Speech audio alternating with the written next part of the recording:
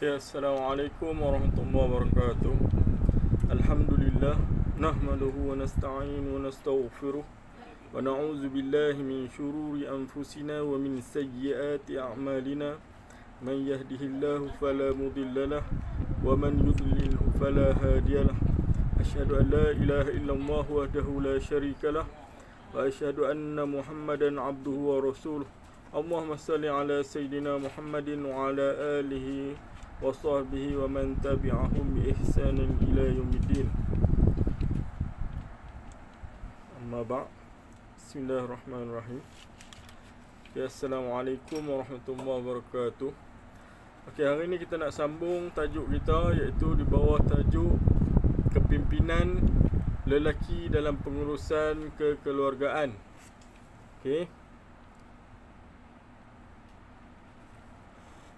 Okey, kepimpinan lelaki dalam pengurusan kekeluargaan.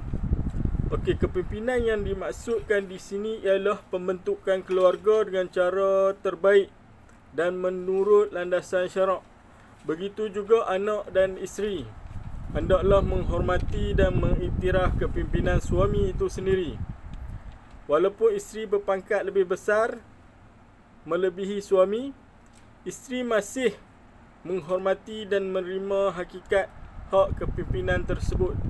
Jadi di sini kita tahulah lelaki ni adalah ketua bagi perempuan. Okey, jadi seorang perempuan tu kena taat pada suaminya. Walaupun jawatan lebih besar daripada suami, isteri tetap perlu menghormati suami.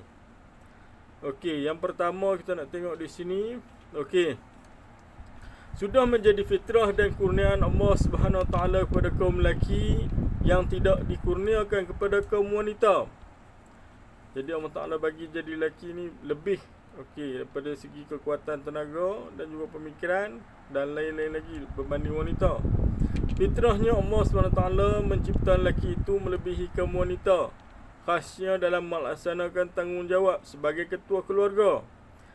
Lelaki sememangnya mempunyai daya tahan fizikal dan kekuatan yang melebihi daripada wanita.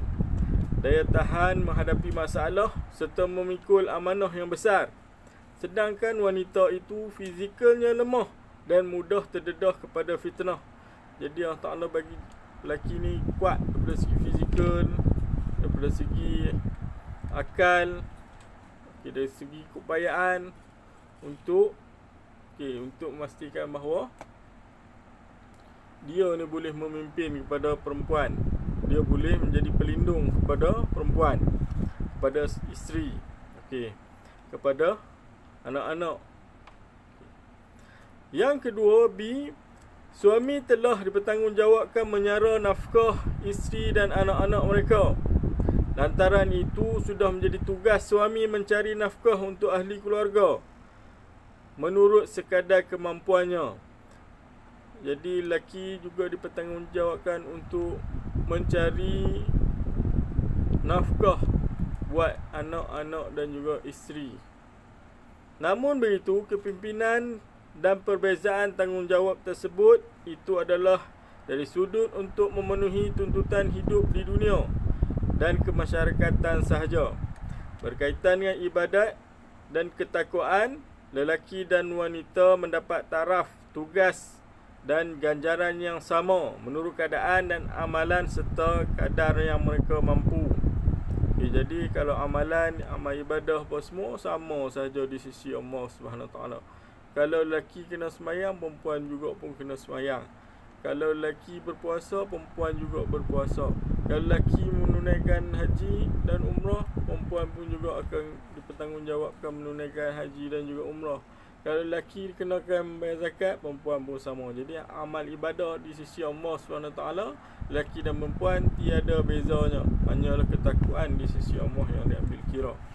Okey, sebagaimana yang dijelaskan dalam firman Allah Subhanahu Wa Taala dalam surah Ali Imran ayat 195. Yang membawa maksud, sesungguhnya aku tidak akan mensia-siakan amalan orang-orang yang beramal dari antara kamu, sama ada lelaki atau perempuan. Okay, jadi Allah Ta'ala bagi tahu dalam surah Ali Imran. Okay, Allah Ta'ala bagi tahu apa kat kita? Okay, Allah Ta'ala tidak akan mensia-siakan amalan orang-orang yang beramal, okay, di antara kamu, sama ada lelaki ataupun perempuan. Okey, seterusnya kita tengok kepada yang ketiga ataupun C di sini. Suami wajib mengajar ahli keluarga dengan pelajaran agama. Hendaklah menasihatkan anak-anak dan isterinya supaya sentiasa menunaikan solat. 5 waktu tepat pada waktunya. Jadi suami ni wajib ajar keluarganya dengan pelajaran agama. Hendaklah menasihati anak-anak isteri supaya sentiasa menunaikan solat sehari semalam 5 waktu tepat pada waktunya. Sebagaimana firman Allah SWT dalam surah Taha ayat 132.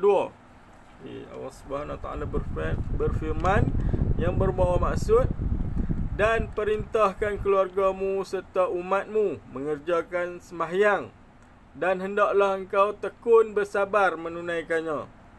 Jadi di sini kita ni hendaklah Allah SWT suruh keluarga dan juga umat untuk menunaikan solat, dan juga tekun bersabar menunaikannya, berdasarkan surah Taha ayat 132. Yang seterusnya kita tengok kepada D lah. D. Suami tidak boleh membiarkan ahli keluarganya melakukan segala perkara yang berkaitan dengan maksiat dan melanggar perintah Allah Subhanahu Wa Taala. Jadi Allah Subhanahu Wa Taala suruh kita jangan biar ahli keluarga kita ni melakukan maksiat dan juga melanggar perintah Allah Subhanahu Wa Taala.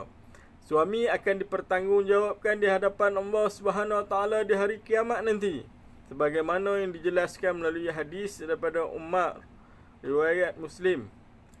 Setiap kamu adalah pemimpin, dan setiap pimpinan akan ditanya atas pimpinannya, dan pemimpin manusia itu juga pemimpin yang akan ditanya atas pimpinannya, dan setiap lelaki itu pimpin. Setiap lelaki itu adalah pemimpin atas ahlinya dan akan ditanya atas pimpinannya. Dan setiap wanita itu memelihara rumah tangga suaminya dan akan ditanya atas pimpinannya. Dan anak-anak itu pemimpin dalam memelihara harta orang tuanya dan akan ditanya atas pimpinannya. Dan setiap pelayan itu pemimpin dalam mengurus harta majikannya dan akan ditanya atas pimpinannya. Maka setiap kamu itu adalah pemimpin dan setiap akan ditanya atas pimpinannya. Jadi setiap kita ni adalah pemimpin. Jadi siapa saja yang menjadi pemimpin akan ditanya apa yang mereka lakukan terhadap pimpinan mereka kelak nanti, insya-Allah. Dan seterusnya kita tengok di sini yang kelima ataupun E di sini. Isteri juga hendaklah dididik, kerana sikap mendidik dan hanya mengikut kemahuan isteri yang melanggar perintah Allah akhirnya akan jadi fitnah terhadap dirinya. Jadi isteri hendaklah dididik, kerana jika silap mendidik dan hanya akan mengikut kemahuan isteri yang melanggar perintah Allah SWT, akhirnya akan menjadi fitnah terhadap dirinya. Sebagaimana firman Allah Subhanahu Wa Taala, Allah SWT berfirman, wahai orang-orang yang beriman, sesungguhnya ada antara isteri-isteri kamu dan anak-anak kamu yang menjadi musuh bagi kamu. Oleh itu, awaslah serta berjaga-jagalah kamu terhadap mereka. Surah At-Tahabbun ayat 14. Jadi Allah SWT suruh kita berhati-hati dengan pimpinan kita. Tanggungjawab suami terhadap ahli keluarga amatlah berat. Oleh itu, sesiapa yang tidak berkuasa mendidik isteri hendaklah berkahwin seorang sahaja. Okay, jadi kalau tak mampu nak berlaku adil, okay, cukuplah kita kena kahwin seorang sahaja. Okay, seterusnya kita tengok kepada F di sini. Okay. Okay, F di sini. Okay. Ataupun yang ke-6. Okay, suami hendaklah mencari dan memberi nafkah yang halal, memenuhi tuntutan dan keperluan hidup, seperti nafkah dari sudut tempat tinggal, makanan, pakaian dan perubatan, serta keselamatan daripada bahaya.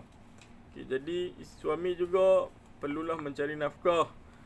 Okay, penuhi tuntutan kehidupan bagi isteri juga anak-anak, seperti tempat tinggal, makanan, pakaian, perubatan, keselamatan.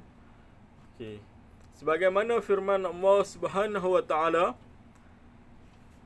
kemudian setelah selesai solat sembahyang, maka bertebaranlah kamu di muka bumi untuk menjalankan urusan masing-masing, dan carilah apa yang kamu hajati daripada limpah kurnia Allah Subhanahu wa taala, dalam surah Al-Jumu'ah ayat 10. Okay, jadi sampai solat tu kita carilah. Okay, kita carilah rahmat Allah di atas muka bumi ni. Antara lain juga nafkah tersebut adalah dengan kadar kemampuan suami sahaja dan berdasarkan keperluan semasa. Sebagaimana firman Allah Subhanahu wa taala, hendaklah orang-orang yang mampu memberi nafkah menurut kemampuannya, dan sesiapa yang sempit rezekinya, maka hendaklah memberi nafkah dari apa yang diberi oleh Allah Subhanahu wa taala kepadanya sekadar yang mampu, dalam surah At-Talaq ayat 7. Jadi kalau kita tak mampu nak menyediakan keperluan yang mahal-mahal, setakat mana yang kita mampu kita boleh bagi, kita bagi.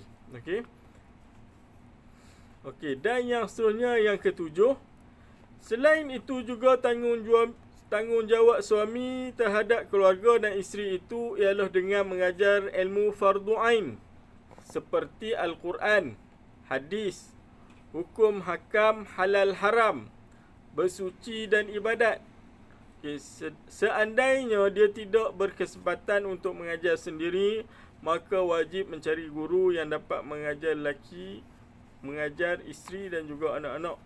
Jadi kalau kata seorang lelaki tu mampu mengajar anak-anak dan juga isteri tentang ilmu fardu ain, jadi dia kena ajarlah anak-anak dan juga isteri.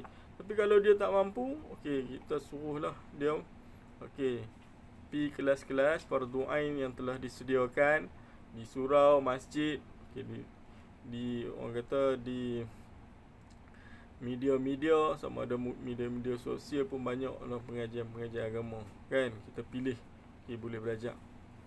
Dan yang terakhir, yang ke-8, suami hendaklah bergaul dan memberi teguran dan nasihat yang baik kepada isteri dan juga keluarga, selaras dengan firman Allah, dan bergaullah kamu dengan mereka, isteri-isteri itu, dengan cara yang baik. Surah An-Nisa ayat 19.